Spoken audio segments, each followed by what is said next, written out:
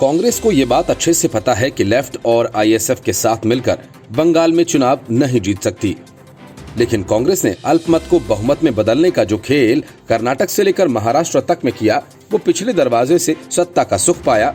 कांग्रेस कुछ वैसा ही बंगाल में भी करने का इरादा रखती है।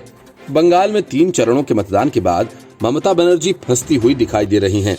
टीएमसी और दूसरे विपक्षी दल के नेताओं के बयानों से इस बात के साफ संकेत मिलने लगे हैं कि ममता बनर्जी चुनाव नहीं जीतने जा रही हैं। इसलिए कांग्रेस ने कहा है कि चुनाव परिणाम के बाद अगर टीएमसी के साथ जाने की नौबत आती है तो ये असंभव नहीं है।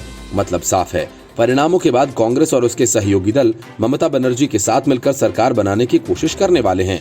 पश्चिम बंगाल कांग्रेस के प्रदेश अध्यक्ष अधीर रंजन चौधरी ने चुनाव परिणाम के बाद टीएमसी के साथ जाने की संभावनाओं को असंभव नहीं बताया है।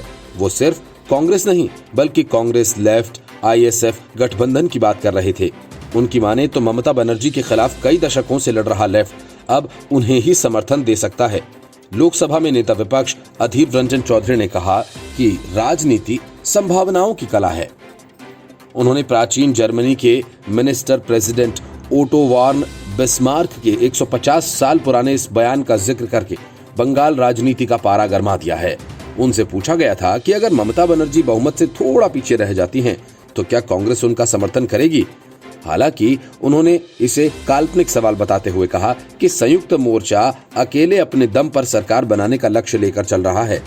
उन्होंने कहा कि उन्हें नहीं पता कि अगर संयुक्त मोर्चा को जरूरत पड़ती है तो कौन कौन उसका समर्थन करेगा।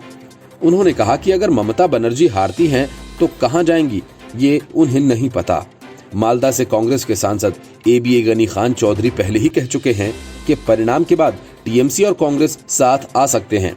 बंगाल में सरकार बनाने के लिए 148 सीटों की जरूरत है। कांग्रेस के नेताओं ने कहा कि उत्तरी और सेंट्रल बंगाल में मुस्लिम वोटर्स को लुभाने के लिए गनी खान चौधरी ने ये बातें कही हैं। इससे वो मुस्लिमों को यह संदेश देने की कोशिश कर रहे हैं कि बीजेपी को सत्ता से बाहर रखने के लिए कांग्रेस कुछ भी करेगी। राज्य के 3 चरणों के चुनाव हो चुके हैं। चौथे चरण से पहले उत्तर प्रदेश के मुख्यमंत्री योगी आदित्यनाथ और केंद्रीय गृह मंत्री अमित शाह राज्य में धुआंधार चुनाव प्रचार कर रहे हैं।